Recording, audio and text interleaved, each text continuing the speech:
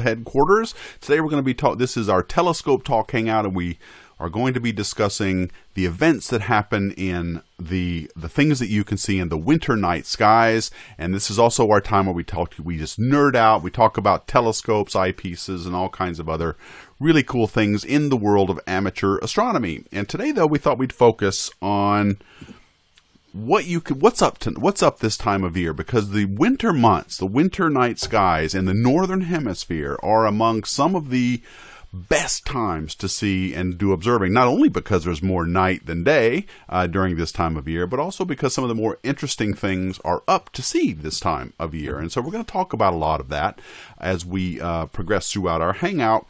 And with one of the things that I wanted to mention briefly before we get going too much is that this time of year is also a time when I sort of take a minute and I'm getting ready for the next year. So 2018 is coming. There's a lot of new things coming down the pike. We're going to continue to do this Telescope Talk Hangout, but I've also been embroiled in negotiations with the AASs. So I'm still trying to determine or line up funding for next year's hangouts that are Astro Coffee, Footsteps to Mars, and Future in Space. So those are still being worked out. I'm been busily writing proposals over the last week or so to get them ready, and I've got one final one due tomorrow that I'll have to present to the American Astronautical Society. So those are kind of busy times for us. That's why I haven't posted a lot. That's why and a lot of our guests are also going on holiday, so they're not really available for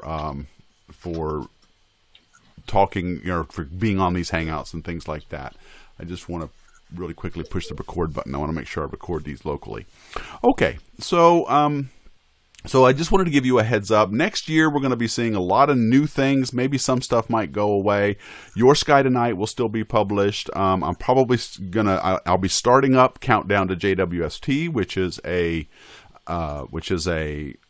sort of a status like Space Fan News, only geared towards JWST as the months and the weeks head up to the launch, which is now going to be in 2019, unfortunately. So because it was delayed, I delayed putting out Countdown to JWST, but Alberto Conti is going to help me with that. So we've got some cool things coming up, and hopefully you guys will join us for a lot of these things.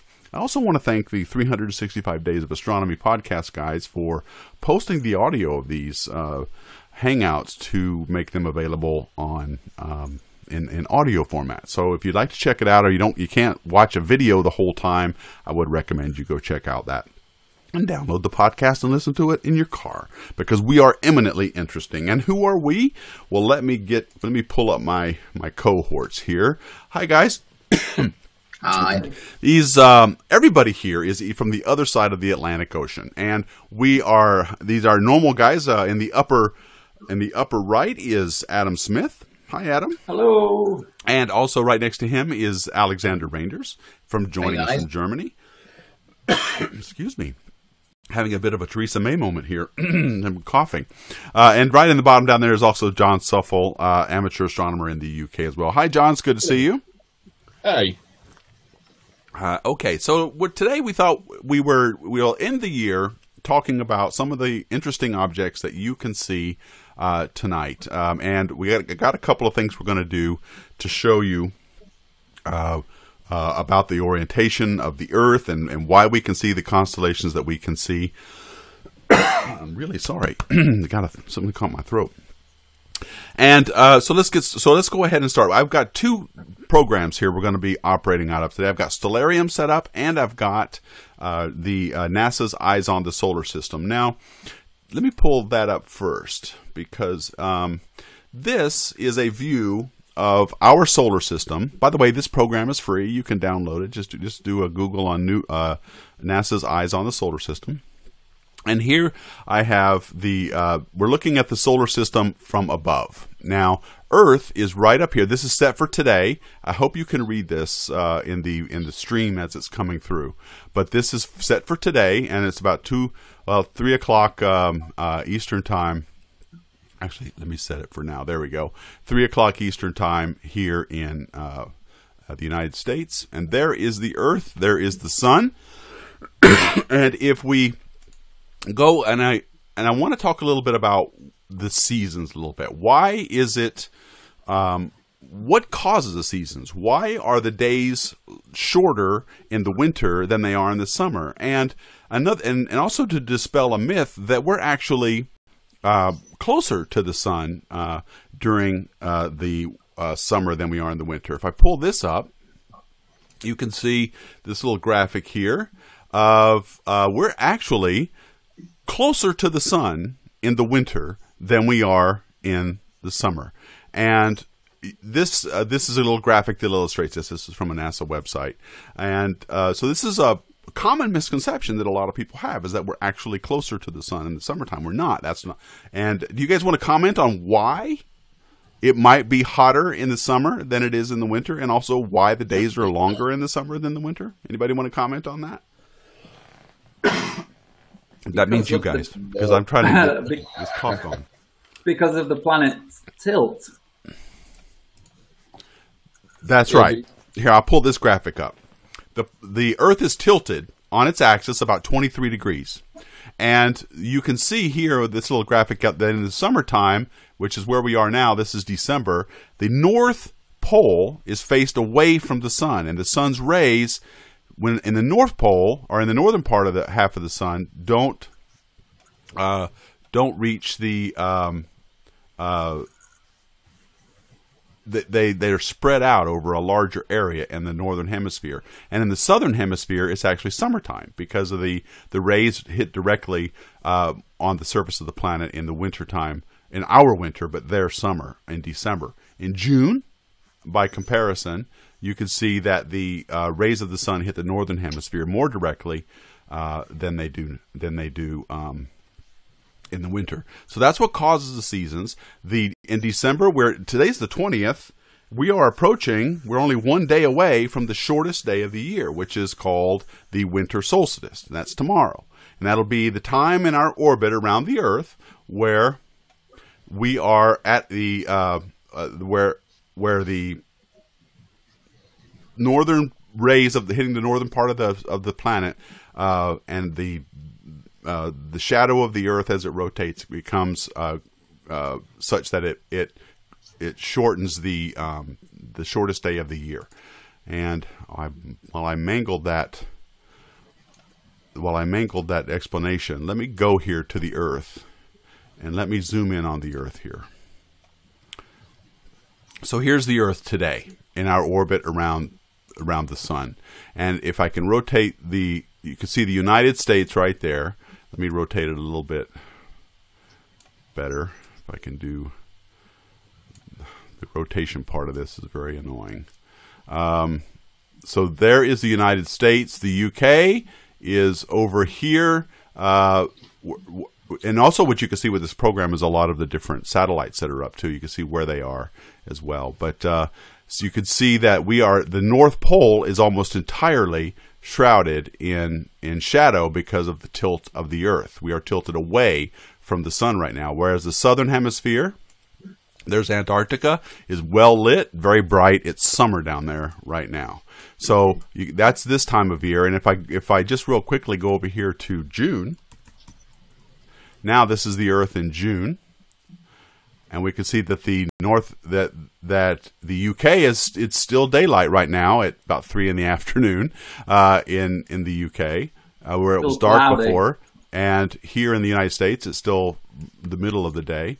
The North Pole, the Arctic Circle, and above Greenland, which there's Greenland right there, it's still bright daylight. So that's the reason why we have the longer days in the winter and shorter in the summer. Let me go back to today, and let me also go look at the solar system from above.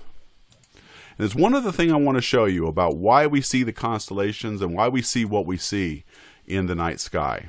So here is the solar system as viewed from above again, and let me rotate our perspective such that we can look behind the Earth. Let me see if I can do this without.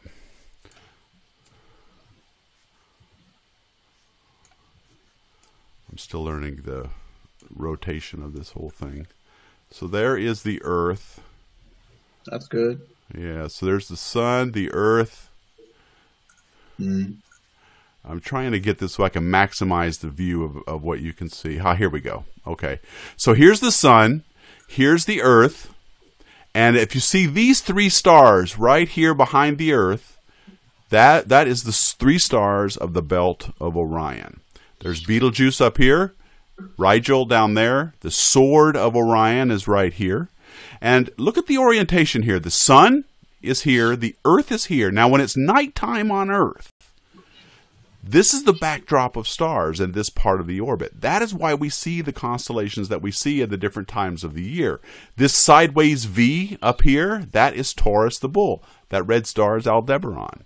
And the Pleiades should be, yep, there they are. There's the Pleiades, an open star cluster that you can see. So because of the orientation, there's the sun, there's the Earth, and the backdrop of stars when the Earth rotates into nighttime is why we can see the constellations that we can see. And right now we're in our part of the orbit that shows Orion and Taurus the Bull and the Pleiades. Those are probably 3 of the largest or most recognizable planets in the winter sky. Now, to see the northern hemisphere constellations, we have to rotate so that we got the north, where the North Pole is somewhere over that way, and we can see things like the Big Dipper and oh, there it is. There's a Big Dipper. So now we're looking at the bottom of the solar system. The Earth is right here, and its North Pole is pointing away from us. And look right here. It's very bright. There is the Big Dipper right there. And if you rotate just a bit more, we use the pointer stars of the Big Dipper, Merak and Dubhe, and they point right to that star, which is the North Star. And that's the end star of the Little Dipper. Now, I'll show a lot of this with Stellarium, but because with this program, I can't do the constellation connections. But so this is north. This is our northern sky, and there's our North Star. And look at the orientation of the solar system. We are looking from below the solar system. There's the sun, and there's the Earth. And if we look north, we would see those stars. So this is a good way to orient why we see the constellations that we see in the night sky. And I hope that helps. I don't know. Do you guys have anything you want to add? You fade in the Milky Way? Huh? Can you fade in the Milky Way? I don't know how to do it on this. Okay. Now, that would be a good thing for the Worldwide Telescope. The Worldwide Telescope does that. Okay. But I don't have that up. I don't have it. It only runs on Windows, and this is a Mac. So I don't have that one up. Would it be the winter solstice tomorrow, you said? That's the day, or one of the days, when the fake druids go over to Stonehenge and pretend that they actually built the thing.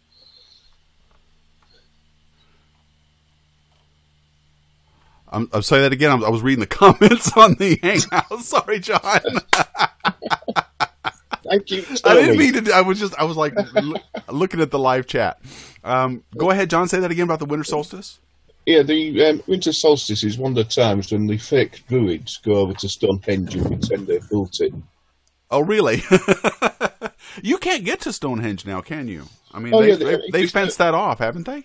No, English Heritage open it up twice a year, or maybe a couple more times a year. Oh.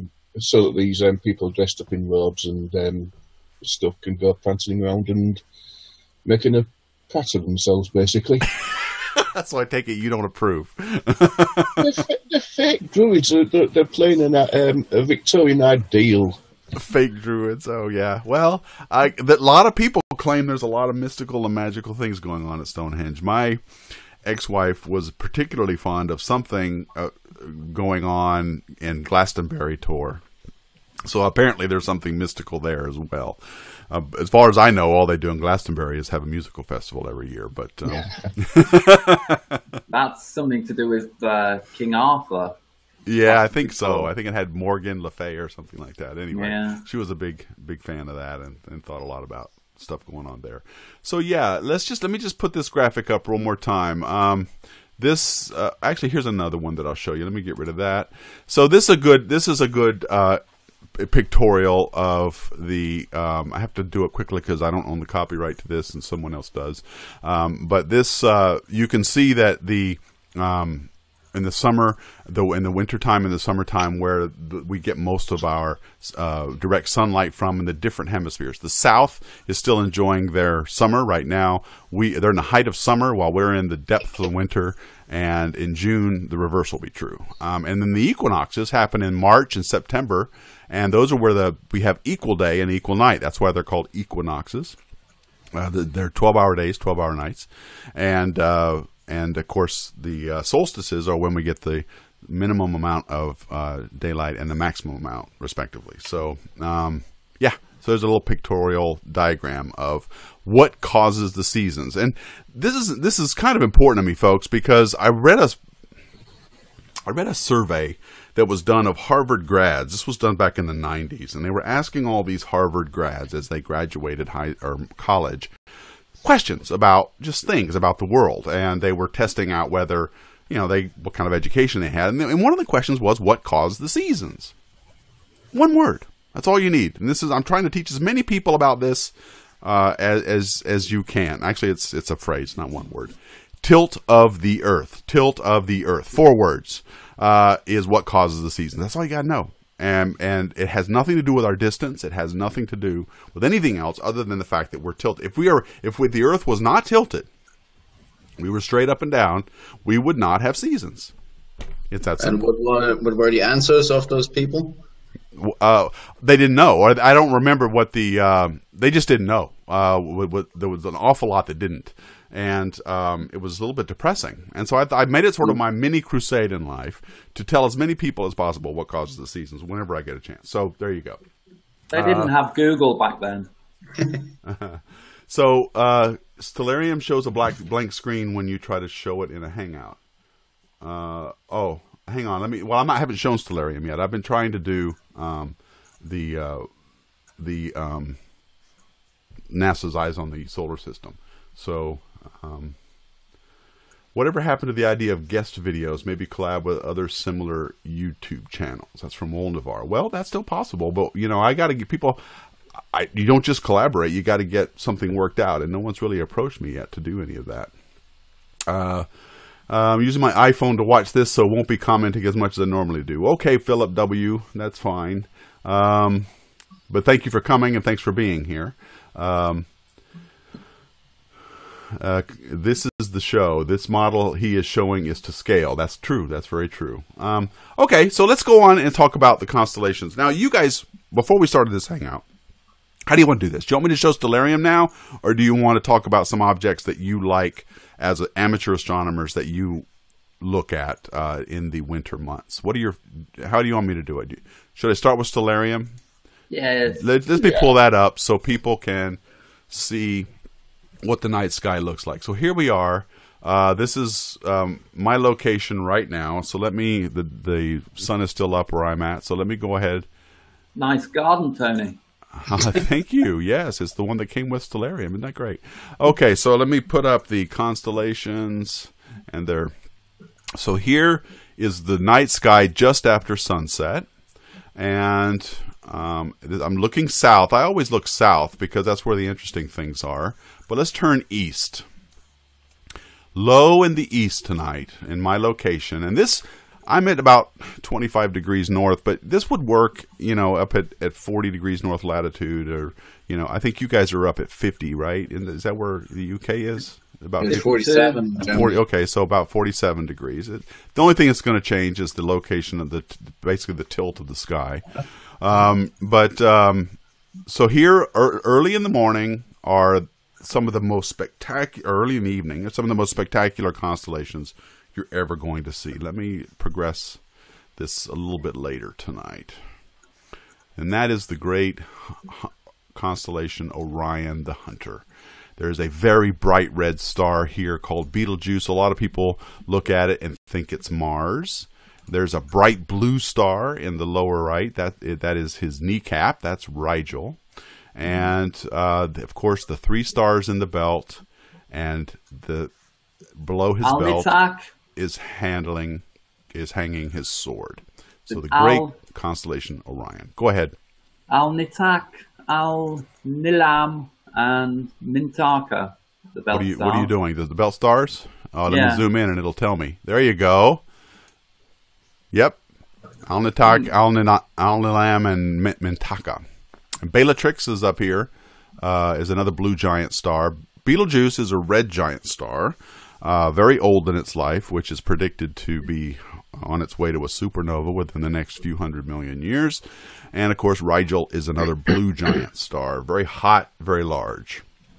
Now, this is a great area of the sky to look at, because if you're lucky enough to have a dark sky and you look here, you could see the Orion Nebula with no help at all.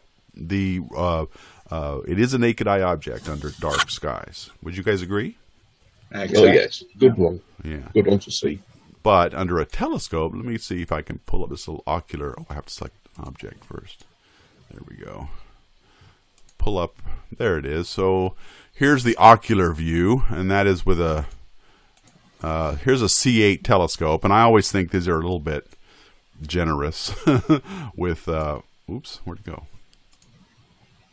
There it is. I always think these renderings are a little bit generous. I never saw this much detail and color in an 8-inch telescope looking at the Orion Nebula. But it's going to be a grey blob. Yeah, it's going to be a kind of greenish too because of the oxygen in the clouds, but the molecular oxygen in the clouds. But it has a greenish hue. These stars are what's called the trapezium. And this, by the way, is a stellar nursery, folks. Stars are being born in this nebula right now. And it is very active with star formation. And the 4 stars in the trapezium are the brightest ones you can see. And in most telescopes, it does look kind of like just 4 blobs. They're not really resolved. Are they, guys? Have you guys been able to resolve? Yes. Okay, so Alex, you want to describe more or less what you see? Well, very special about those trapesium stars is that they are illuminating the whole Orion Nebula, whole 24 light years. They're very hot and very big. They're O stars. Are they? Okay. Yeah. Yeah. So, but anyway, that's sort of a view through through a telescope. I'm not.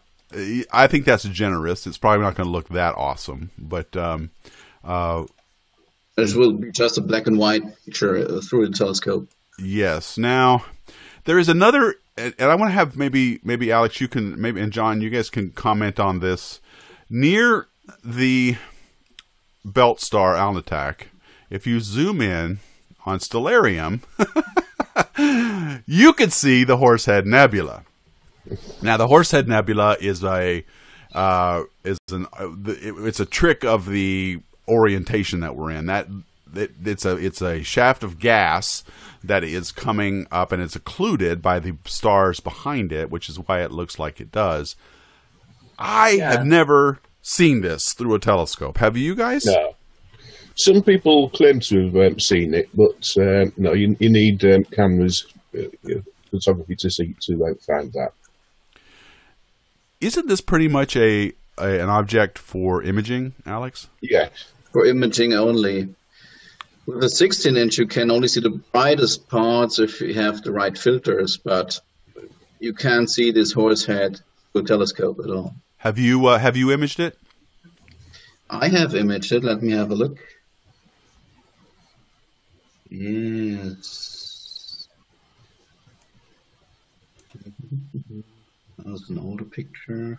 Now, this is not part of the Orion complex, as I understand it. This is a different molecular cloud that is offset from Orion. But I think technically it's a dark nebula that's emerging from the molecular cloud complex. Okay.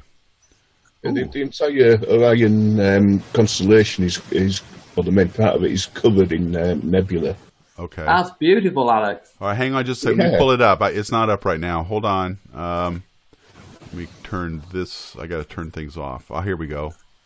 And let's do. Let me maximize this a little bit. Here we go. So wow, this is your image. I mean, hang on. Let me just do this a little bit. There we go. Well impressed.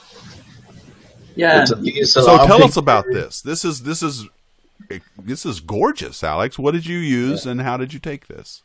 I took, the optics was an 80 millimeter APO refractor, a triple lens, and exposures. It was a DSLR camera, a Canon.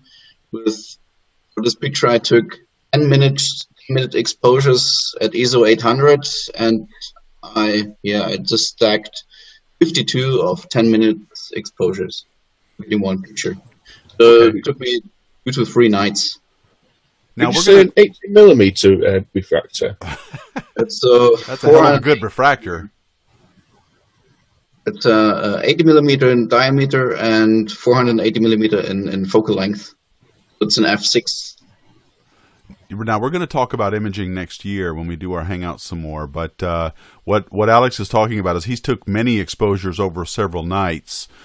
Individually, they're probably not a whole lot to look at, but when you add them all together, their signals add up, but their noise only adds up as the square root of the number of pixels, or the number of images that you do. So that's a trick astronomers have used. They do it in professional circles with the Hubble Space Telescope, and they also do it in amateur world, and Alex has done it here quite beautifully. It's a painstaking process if you do it manually, but there's programs you can get to help register these and line them up perfectly automatically as well, and you get results like this, and it's not easy to do, is it, Alex? How long would you say it took you to do all this? For this picture, imaging is 3 nights. Let me say 3 nights, and processing is, I think, 4 to 5 hours. You got to have experience with it. You get to get experience with your data, and it takes some time. Yeah, I know it's easy to say experience with it, but that's the tricky part. It seems like to me. The most tricky part is processing. Yeah. So, all right. Well, that's a gorgeous photo. Really nice work. Thank you. Yeah. So that is the Horsehead Nebula in the constellation of Orion, and it's located in the lowermost, or the easternmost star of the belt of Orion, and so about 1,500 light years away, I think. Is it? Let's see what Stellarium says. I think it's a bit distance is 817 light years. Yes. Oh, I was wrong. So yeah, it's still in our galaxy, but it's no, it isn't. Yeah, it is. It's just it's just very far away. Okay. Well within our galaxy. Yeah. Okay. So this is Orion, and it's very bright, very easy to see early in the evening in the northern hemisphere. Now, right above that is another bright red star that you can see just above. It's just west of Betelgeuse, and that's Aldebaran. It is another red giant star in the constellation of Taurus the Bull. It is the Eye of the Bull. That's what I've always called it anyway. And it's part of a V. The constellation of Taurus, let me just zoom in a bit. The head of the bull looks like a big V. And, of course, his horns come out to these bright stars here. This one has a name. This one is Gamma Tau or whatever. Yeah, I think that's... Yeah, Gamma Tau, or Zeta Tau, sorry, and so these were the horns of Taurus the Bull, and somewhere around here is the very first object or cataloged object of the Messier catalog, M1, which is the Crab Nebula. And if I remember right, am I rusty on this? Do you guys remember where the Crab Nebula? Yes, if you go on to Stellarium. I'm here. We're not. You're not? Well, stop sharing your screen for a moment, please, so you can see what Tom is showing. Oh my goodness! Yeah. Stop sharing your screen, and then you can see mine, Alex. Sorry, you guys. Okay. Yeah, I'm really hoping this all got broadcast. I'm going to really... Oh, it was. Good. Yeah, it was still big. If you go down to, is it Sigma Tauri, one at the bottom? All right, hang on, let me pull next to the bottom horn star of the Taurus. Down here, right? You can't see its little tiny picture right at the top. Well, click on my thumbnail in the Yeah, here we are. you'll be able to see it. Yes, that's the right star. Okay. So, and if I Just zoom next in, to it, above it, yeah. it's really close to here, right? So, Yeah. and if I just do a search, let me just do a search. M1. There it is. Okay. Yeah. So right next to that star is a supernova remnant called the Crab Nebula. Okay, boy, it's been so long since I've actually used a telescope. I knew it was in this area. I just couldn't exactly remember exactly where. So here it is. This is a large telescope rendering of what it looks like. Now, when I've seen it in a telescope, I've used it at 8-inch, and I've only seen it visually, and it's just a very, very faint smudge, a very tiny, faint smudge. But this is a remnant of a supernova that is believed to have gone off in 1054. 1054, and it was very bright when it occurred. It was, in fact, visible during the day if the Chinese astronomers that left behind a record of it were accurate. They could see it up in the daytime. It was very, very bright event. And at the center of this supernova is a rapidly spinning pulsar, which would be the remnant of the star that died. So a neutron star. Yes, a neutron star, and it's I don't remember the frequency of the rotation, but it's very, very fast. 30 hertz. Oh, 30 hertz. Okay, so 30 times a second. Yeah. And have you imaged this in, guys? Do you guys have any images to show us of your own work on this? Or I should have. Just share my screen. Okay.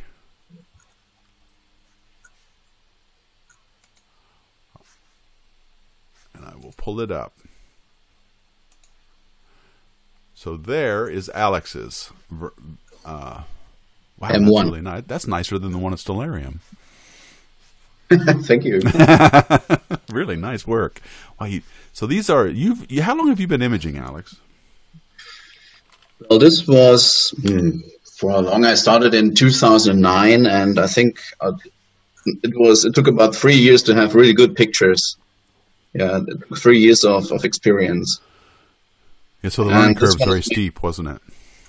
It's very steep, and yet, first of all, you have to handle your home mechanics, your mounts, and if you can do this, then you can do imaging. And processing is another step you have to do. It also takes a long time. I think you're getting there, Alex. Yeah, you're getting there. Keep at it, and we'll let you know. Okay. I need some good weather. Okay, you can stop sharing your screen so that the other guys can see. And so here we are back in Stellarium, and I will back up a little bit. How far away is it, Tony? It's quite far away, I think. 6,300 light years. Yeah. Yes, it says 2,000 kiloparsecs, so then you have to do the Wow. conversion, which I think is So I think The it's size is about 11 to 7 light years. Say what, Alex? 11 by 7 light years in dimension. Across. Yeah. Yeah. Okay. And expansion rate or speed is 1,500 kilometers per second. Isn't the middle bit like a pulsar wind nebula? Yes, you can see it. All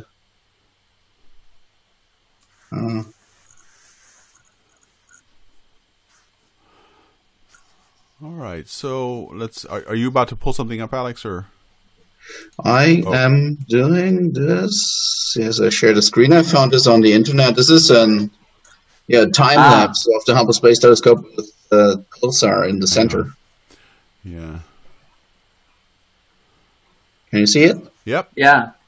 And it's moving, and I think it's a very nice Shells of expanding gas. Yeah. Beautiful. And if you imagine this star has a diameter of about 28 kilometers, and it's threatening the whole nebula about 11 light years. So there's much energy released of that little star. Yeah. Let me pull up the live chat. Let me see how we're doing. Hey, 69 Solo, how you doing? So let's see, maybe a 20-inch Dobsonian with H-alpha filter. Hey, that's nice. Good choice, Michael. That'd be good. Kaiser Cube is saying, well, the Orion Nebula was incredible, though. I had very favorable skies and could see layers. Yeah. My 200 millimeter couldn't see anything of the Horsehead. Yeah, and like we were talking about, this is primarily a photographic object, and the reason for that. Hold on. Let me pull this. Are you still sharing your screen? Yes, I can't stop it. Oh, you can't. I don't know why. All right, let me pull this up then while you're working on that. Let me get this back up. You want to leave the meeting? Or I'll do this. Okay, so while Alex is fixing his Zoom issues here, let me go back to. So Kaiser Cube was saying that his 200 millimeter telescope couldn't see anything of the Horsehead, and that's primarily because it's a photographic object. And what we mean by that is, or imaging object, and what we mean by that is that the surface brightness of this object is so low that the photons that are on your retina aren't ever going to be bright enough to register. To see it at all, you need to have something stare at it and collect all of those photons such that you can see it. Now, there's the star that's next to it in the belt of Orion is also very, very bright. And if you put it in, let me pull it up here. This star on attack is very bright. So if you put that in your field of view of your telescope, it's basically going to blind you into trying seeing it. Now, as you can see here, the Orion Nebula, you'd have to get this star, find it, center it in your eyepiece, and then move it out of the way so that it's occulted, and then you'd be looking at the area where the hang on, I'm not even showing my screen. Here we go. You'll be looking at the area where this is the bright star I was telling you about. So if you put that in your center of your eyepiece and then move it out of the way, just a little bit to the northeast, then you will be looking at the area of where the Horsehead Nebula is. But you're not going to see anything because it's so dark. Look how few photons are coming from this. They're going to be impinging on your retina, but your retina doesn't add photons up like a CCD camera does or a film exposure would do. But the longer you stare at it, if your eye could store those photons and build on top of them, then you would be eventually able to see the Horsehead Nebula. But it's so faint as it is, your eye doesn't do that. Your eye doesn't collect photons. It just sees what hits it at the moment, and there's not enough to register. So that's why it's not a visual object, but a photographic one. And you probably will never see it unless you have a very, very, very large telescope, maybe a 100-inch, 200-inch, 4-meter telescope. You might see it, but visually with your eye. But those telescopes are so big and sophisticated they don't even have eyepiece holders on them. They usually are only designed for looking at using cameras. So we so see that's the why. Horsehead in kind of in silhouette, don't we? What's that? We see the Horsehead Nebula in silhouette. Yeah, lit from behind. That's right. By The brightest regions, the very, very brightest regions. And the short focal length is important to see that. So a 10-inch or a 15-inch should be enough to see it, but the focal length should be short, about f4 or f5. Yeah, that's a good point, Alex. If you remember back on one of our first Hangouts, we talked about focal length versus aperture and all this other stuff. Short focal lengths mean wide fields of view, but they also mean low magnifications. But they give you the most brightest image you're ever going to get because it's not spreading the photons out over a wide area. Long fields of view give you long focal lengths give you narrow fields of view and higher magnifications, but dimmer objects. And so it's a trade-off, of course, but in this case you want short focal length telescopes because these objects are physically large in the sky, and you want to be able to cover the whole thing. So Philip W. is saying, all these telescope talks have inspired me to plan a trip to Cary in the southern end of Ireland. Yes, I know of it well. Only the only certified dark sky area in the country with my brothers. Great. If you do that, Philip W., you've got to somehow post somewhere. Let me know where you're posting. Show me some pictures. I love County Kerry. And you're right, it's beautiful down there, although I've never been. Ireland is, I know it by heart because I've always wanted to go there and never have. I want to go to Kerry. I want to go to Galway because I love Irish music, and the Galway is the best place. Well, Dublin too, of course. But for listening to Irish music, I've always wanted to go there. So yes, where is the darkest spot in Germany, Alex? Where do you go when you want to get really dark skies? Oh, where do I go? I think there are 3 or 4 places here when I really need a very dark sky. It's roughly around the area of 40 kilometers around my home. The Alps? Yeah. The Alps? Yeah, okay. And, wait a minute. No. Yeah, I guess you could see the Alps. Yeah, Germany. Sorry, I'm getting my geography confused. Mm-hmm. What about the UK? Where are I know there's certified dark skies in the UK. That's up and around Kielder, right? Yeah. Is a famous one. I'm sorry, John, what? Yeah, like you say, Kielder Forest is the famous one. Right. And the darkest skies I've ever experienced in the UK is up in the Highlands of Scotland, the Western Isles. Hans Milling is commenting, Denmark, where I live, is very light polluted. Not many places with pitch black night. Really? Because I was watching a show. I love the Dutch or the Danish crime dramas on BBC, and so I was watching one about a fjord that looked incredibly remote, and it looked like it would have some pretty dark skies. But yeah, you would know. There's nowhere you can go really, I guess, in Denmark to get some decent night skies. In the United States, there are a lot. Because we are a huge country. The absolute best night skies I have ever seen in the United States were in the Southwest, around New Mexico and Arizona. They were the darkest skies, and they were the clearest. And they also had sunsets that absolutely take my breath away. They are the deepest, reddest sunsets you're ever going to see in your life. I also lived in Colorado for 30 years, and the Rocky Mountains were great. They had awesome night skies when they were clear. But the mountains themselves get a lot of clouds, and so a lot of cloud cover. But on a dark January night, up in the mountains at 8,000 feet, and the air is cold and crisp, and your nose is freezing when it breathes in, the stars don't twinkle. I swear to God, they don't twinkle. They're steady, and they're so bright they cast a shadow. So there's lots of good places here. The Northeast, not so much. Down in the Southeast where I live, it's okay. It's all right. But what are you doing here? Alex is doing something with a map now. I found a light pollution map.info address where you can see the light pollution. All right, let me pull that up. And let me zoom back out just a little bit. All right, here we go. Let me zoom out just a little bit. All right, what are we looking at here, Alex? This is a world map of light pollution, and I just found it on the light pollution map.info. So that's you can watch that where to go. I don't get. Oh, I see. So the gray areas are dark skies. The red. Wow, look at Europe. That is so depressing. Yeah, you can see that too in the NASA Sky at Night image they took. Remember that one where they took the whole planet? This is where I live. Oh yeah, Ravensburg. Yeah. By the way, those puzzles that you guys make, you can buy them here in the U.S. I saw them in a gift store today. I bought one for Christmas gift.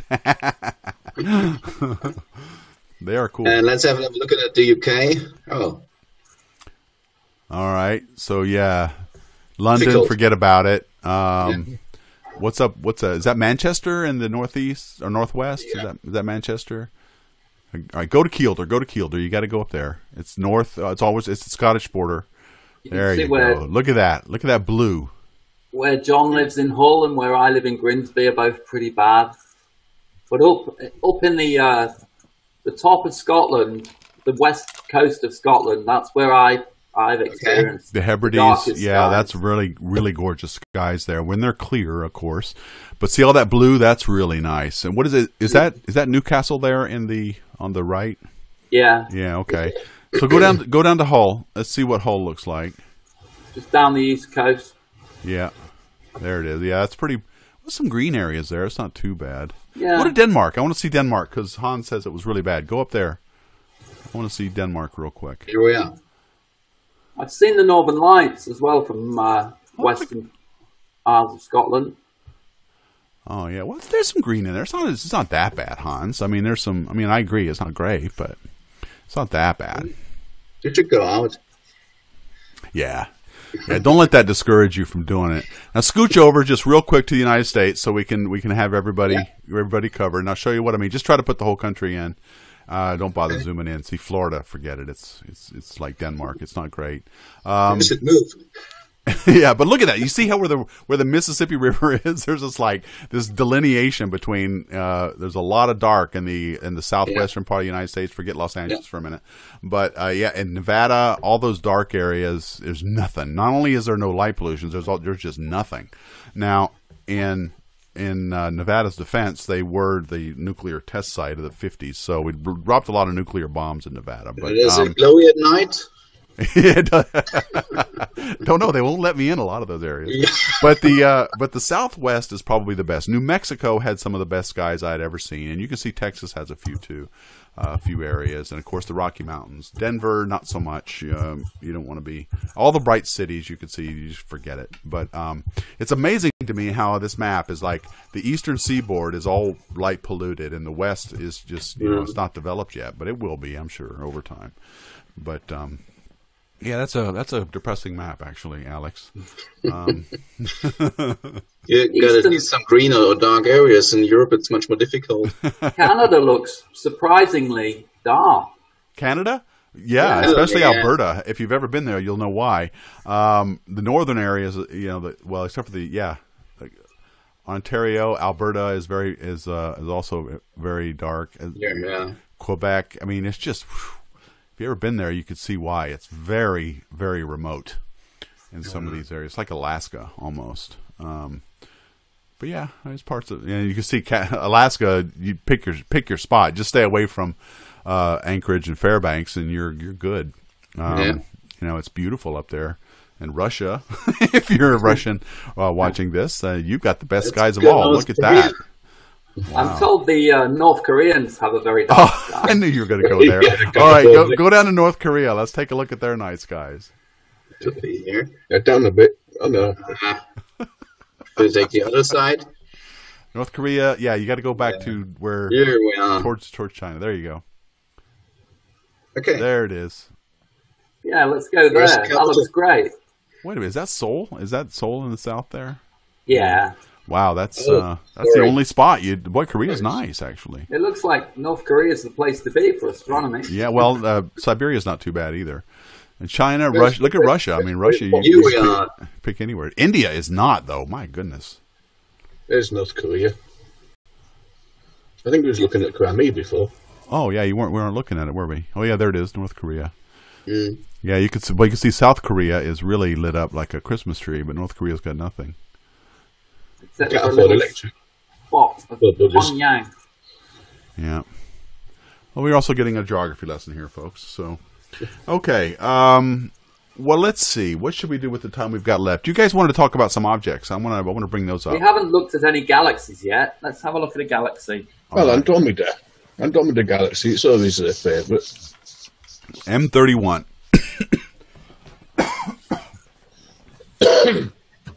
Do you want me to put it up on Stellarium? Yeah. All right, let me get rid of this. Here's Stellarium. Do a search window, M31. Ooh, there it is. We talked about this in a previous Hangout when we were in the fall, I think. But it's right now, this time of year, if you look northwest, the Big Dipper or the Little Dipper is low in the northern horizon. Cassiopeia is the sideways M or W this time of year. It looks like an M. And the way I always find it is by looking at the V part of the M in this case and using it as an arrow to point towards the constellation Andromeda, because Andromeda is a very ill-defined constellation to me. I've never been able to know if I'm looking exactly at Andromeda or not. But the way I find it is I use Cassiopeia. And you guys were saying you used these stars last time. Yeah, I use Pegasus and Andromeda itself. Just real quick, DJ UK is going. Can you tell me what I can see from northern England? You're in the best skies, by the way, DJ. And what you can see there is everything we're showing you here right now. And you can see, well, yeah, everything we're showing you here. You can see. So, and you want to get up and go, if you're near Kielder, go there. You're going to get the best night skies ever. They have an observatory there as well. But okay, so anyway, this is about, on a clear, dark night, this is about what Andromeda Galaxy looks like. It's a smudge. You can see it with your naked eye. And it is huge. It is actually the span of about 3 or 4 full moons. So it's very large. 6 full moons. Oh, apologies. 6 full moons. And but you can't see it all. What we can really only see with our naked eyes is the core of the galaxy itself. And let's see, it's about 2.5 million light years away, and it is heading straight towards us. And in about 4 billion years or so, it's going to collide with our galaxy. So there you go. That is a beautiful object tonight, and to see it, you want to go out. I'm going to leave that highlighted. You want to look to the north, northwest, and find Cassiopeia, and then look up a little bit northwest, and you'll see it. You guys want to add anything to that? It's twice the size of the Milky Way, and I think 4 times the mass of the Milky Way, so it's a huge galaxy. Yeah, yes. You've got M31, Andromeda, and then just next to it, M33, Triangulum Galaxy. Can you see that with the naked eye? No. You need a telescope for that. M33 not, but 31. Yeah. M33, you need a telescope. That's right here. No, that's not it. Where is the M33? Whoa. Alex is sharing a picture of it. Yeah. Yeah, there it is. Also, Orion Nebula is inside the M33. The what? You see those red spots here? Yeah. Let me get you. Let me share your screen. Let me get this is M33 with little Orion nebulas all around the galaxy. Oh, I see. Star forming regions. Yes. Yeah. Yeah, beautiful. And this is located. Hang on. That's the same distance down from Andromeda next to M31. Yeah. I know. I'm trying to pull it up on my screen here. So let me just share my screen. So here it is. So the Andromeda Galaxy is right here, and darn yes, it, I lost it again. Next to Triangulum. M33. Oops. There it is. And here, so the Andromeda Galaxy is here, and right next to the Triangulum Galaxy, which is the most difficult constellation you're ever going to find, next to the constellation Lacerta, which is only 2 stars. It's just a line. Now you can make about 1 million Lacertas out of that. But here's what Stellarium shows. Boy, they should use your photos, Alex. Your photos are way better. Okay, thank you. This is so. There's what Stellarium shows. Keep yours up. And you have it up? Yeah, there it is. And this is yours. Let me get rid of that. That's Alex's. Very big telescope to see it because it's a very great big area of galaxy. It's a very faint object actually, and it's best to see with imaging. Yeah, but I did a Your Sky Tonight on the Triangulum Galaxy, and it is the faintest naked eye object you can see. But again, it's optimistic. You really need to have some dark skies to see that. I've never managed to see it naked eye. Yeah. So the Triangulum Galaxy is right next to that. Any other objects, guys? M74. M74. Let me pull that up in my little search window. M74. All right. It's high overhead tonight. According to this, it's not too far away from the planet Uranus, which you'll definitely need a telescope for. But let me back out a little bit. So it is a part of the constellation Pisces, and it's very close to Aries as well. Pisces is a constellation I've not had much luck finding with my naked eye, but you have to. What I do is I spend a lot of time outside with those planispheres, and I have to make sure that I'm double checking that I'm seeing the constellation I think I'm seeing. But here we go. We zoom into it. It's another face-on spiral galaxy, according to Stellarium, and it's what is it, about 27 million light years away, something like that. Pretty far away. Based on same size as the Milky Way and about the same shape, so same masses. That's the way our own galaxy could look like, actually. So it's a special object to see. Right. So very good. What size telescope would you recommend for that?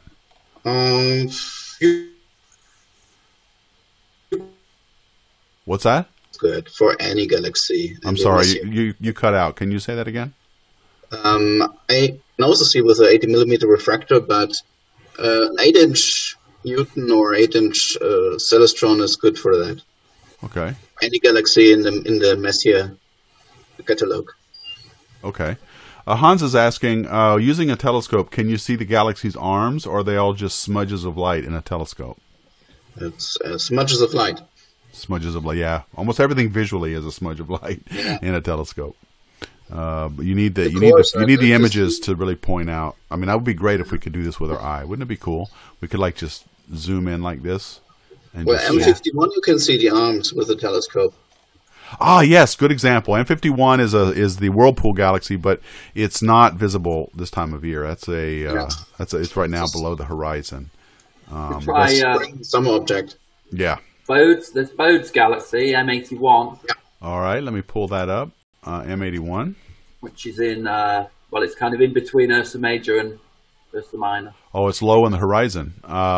Yeah. Is it too low? It's low for me. If you got used, it's probably higher for higher latitudes. It'll be better. It's a lot better for the UK. Yeah, you guys would see it higher in the sky than I do. For my latitude, it's pretty low. So where are we? Yeah, it's pretty close to the horizon for me. Okay. Popular target object. Yeah. And what's this next to it here? This one's nice. It's very, very nice through a telescope. Yeah, this one has these star forming or some kind of disruption to it. I forget what that is, but I think it's two colliding galaxies. Is it a galaxy collision? Okay, yeah. All right. So this is 3.5 million or so parsecs away. About what is that? 9-10 million light years away. Mm. So it always blows my mind that we can see things that far away. I know. Yeah, and that is also low in the horizon on this winter night in the northern horizon. Okay, well we're almost out of time. Let me pull up my guys here. We've got the Ursids. The what? It's the peak of the Ursid meteor shower in a couple of days. Yeah. And that is the I should just real quickly point that out. Goodbye again. Goodbye. Okay, so the Ursid meteor shower is the great thing about Stellarium is it tells you where it is, where it's coming from, and it will peak according to this in 2 days, on the 22nd of December. Just face north, find Polaris, pull up a lawn chair and some hot chocolate or an Irish coffee if you're Philip W. And just look up, and you'll see streaks of light coming from this area of the sky. You can see it now, but it peaks in 2 more days, and we'll go probably for another few more days afterwards. You'll be able to see it. And this is when the Earth, these are caused, these meteor showers, when the Earth passes through in its orbit around the sun through a debris field that is left by a comet. And in this case, this is debris left behind from the comet Tuttle, comet 8P Tuttle, As they go around the sun, these comets leave debris streaks as they are blown off from the solar wind. And the Earth passes through them, making really great light shows here for us. It's free. And it's free. That's right. You're only out the cost of a hot chocolate if you go there. So definitely check that out. Okay, guys. Well, I don't know. How do you feel these hangouts are going? I'm just going to do it on air. Are you happy with how they're going? Are we going to continue some more next year? We should. Yes. Why not? Good. I'm glad to hear you say that, Adam. It's good. It's perfect. For me, it's in the evening, so it's a nice way to spend an evening and talk about the stars, especially if it's cloudy out. So, all right. So yes, Hans Milling Stellarium is a great piece of software. Get it; it's free. You don't have to pay a dime, and also get Eyes on the Solar System. That's NASA's thing. I use it a lot for different things. So it's a great thing. So DJ UK side question: how would we detect a black dwarf? If it was an interstellar space with no orbiting variation of other objects to give it away? Well, those are hard, and I wrote a video on that on my channel called Black Dwarf Stars, Corpses of Creation. So I would recommend that you watch that, and I talk about how they find black dwarfs. They're very difficult, as you can imagine, because they don't give off light, and you need to look at very specific wavelengths as well as the any kind of gravitational lensing effects that they may have in stars behind them. Let's see. Anyone ever heard of the star constellation, the Coat Hanger? Oh yeah, if it's someone I'm thinking of, it's what do you call it? Open cluster. Where the former pattern. It looks exactly like the coat hanger in the made up of stars. I never heard of it. So there you go. Yeah, it's an open cluster, isn't it? I think. So yeah. Singapore is the worst, Kaiser Cube is saying. I believe that. I wonder if that area will kill some CMOS pixels. Oh, you're getting ahead of us there. Oh, we are going. Okay, so I'm just trying to see if there's any more comments I can read out. Germany is on the dark side of the force. Denmark, where I live, is very light polluted. Not many places with pitch black night. Hey, we talked about that already. Across the Atlantic, Philip W., what should we be looking for? Trip is planned for summer. Well, hopefully I've helped you, Philip W. Go to the southwest to get the best skies. Kaiser Cube, I'll buy a Rebel T5i. I have a Skywatcher focal barrel. Yeah, we should probably talk about DSLRs, shouldn't we? Next year, in terms of cameras and how to pick. If you got some money left after Christmas, do imaging. Yeah, you need to. Like it's going to take the residual money they have left over to do it. Yeah, it's going to take all your money. You're going to spend all the monies, okay? So you can't use any drugs anymore. I'm trying to get them into a telescope for $500, and they're going to be spending $25,000 on imaging and cameras and stuff by the time it's all done. How do you know that? Just watch. You just watch. By the time you've bought a Paramount, what kind of mount did you say you had? How much did you spend for it? It was like 8,000 euro, right? For your mount? Today it's 6.5, but I spent about 4. Okay, so 6.5 euro, 6,500 euro on. Yeah, I was an early bird. On a mount. That's just the mount, folks. That is just the thing that holds the telescope so that it can follow the stars and take decent, steady images. That's what we're talking about with imaging. Try holding your camera with your hands. 10 minutes. Okay. So anyway, we're going to talk about imaging next year. We'll talk more about DSLRs. We'll talk about how to take pictures through your telescope, what kind of telescope you're going to need to do it. I don't think the telescopes we've been recommending so far are up to the task. We've been talking about $500 Dobsonians, things with clock drives on them. But if the minute you start putting lots of heavy equipment on it, they're going to start wobbling quite a bit. So we probably should, stay tuned. We'll tell you what you need to do that, and just get ready to spend the coin. That's all I'm saying. Okay, so Philip W. Irish coffees will be served liberally while there. Oh, good. Well, we should definitely. I'm going to find out where you go, Philip, and track you down. Guys, thank you for this great hangout. I hope that I'm not quite sure when we're going to pick up again. It'll be sometime mid-January. Does that sound okay? It Sounds good to me. Okay, Right, good. email. Well, thank you for all your great advice. I hope you guys are getting something out of it. We're going to try and add one more American to the panel. And if you're still watching this, we were talking before the Hangout, it would be great if we could get someone of some diversity on our panel here. So if you're a mom or a daughter and you love astronomy and you want to contribute to our Hangout and discussion, we hope you'll join us because we'd like to have you here. So please reach out to me and through my website and let me know if you want to be a panelist with us. We have one more spot that we're looking to fill, and preferably Next to John. Yeah, be right next to John there, and he's nice. He's nice. We are all nice. We don't bite.